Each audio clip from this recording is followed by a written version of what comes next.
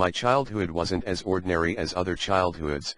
I couldn't play like other kids do or enjoy running with my mates, not because I didn't have any friends but because when I was younger, I used to see the same dream every night. Indeed, one could not call it a dream but rather a nightmare. I remember seeing a woman coming out of her tomb in a graveyard, and she would stare at me then try to pull me down with her in her tomb. I would get up so scared from my bed and would run out to my mother's bedroom quickly. I became unable to sleep in my own room, but after a period of time when I became older, I had to stay in my room because it became so embarrassing as well as weird for a boy of my age to stay with his father and mother. But, as soon as I came back to my room, I started to have that nightmare again and again. I thought it would go away if I just tried to relax and forget about the whole issue, but I couldn't just do that, and the dreams turned out to be a reality. And I started seeing ghosts in my own bedroom. It all started when I was away of my room having dinner with my wonderful happy family when I heard a noise coming from upstairs, so I went to check what it was, but when I went close to my room, it stopped suddenly, so I decided to get back to where my family was sitting, but as soon as I was stepping the stairs, I was able to hear that noise again, and that time, there seemed to be someone scratching the walls, and when I entered my room to see what was going on, I saw a shade on the wall, and when I turned my head, I saw a pale hairy face that I had never seen before, and I started yelling and calling out for help. When my parents heard me screaming, they came straight to me to see what was wrong, but when they reached my room, they saw nothing but me screaming as loud as I could. "What's going on, Adelard? Is everything okay?" my parent asked with an anxious voice.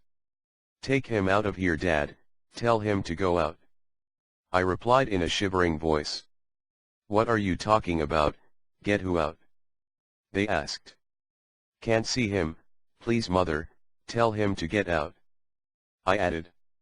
"There is no one, dear son," they replied. It seemed that my parents thought I was hallucinating, seeing some imaginary people, but I wasn't the kind of people who would feel scared for nothing. Indeed, I was among the bravest boys in my neighborhood and would go on my own to the forest at night. Why didn't they believe me? I'm not a liar. And at the time I realized I was the only one seeing that ghost, I decided never to mention it again in front of my parents, and I just wanted to let go their thoughts. So I told them that there was a cat hiding in my closet, but I was scared that I couldn't distinguish it. However, since that night, I was unable to sleep a quiet night again. Even when I closed my eyes for a single minute, I saw a scary woman with no eyes but who was coming after me. So I decided never to sleep in my bedroom again, and I began to sleep in the living room, telling my parents that I was watching movies until a late hour at night and fell asleep without noticing. And fortunately, those nightmares stopped for several nights until I heard my mother screaming one night. Therefore, I went to check on her. So I knocked on the door, but none of them opened the door, so I became more and more anxious, so I knocked again and again, but still no answer. Henceforth, I was obliged to break into the room. And when I did, I saw my mother hiding under her bed, and his father didn't look the same. He was a lot different.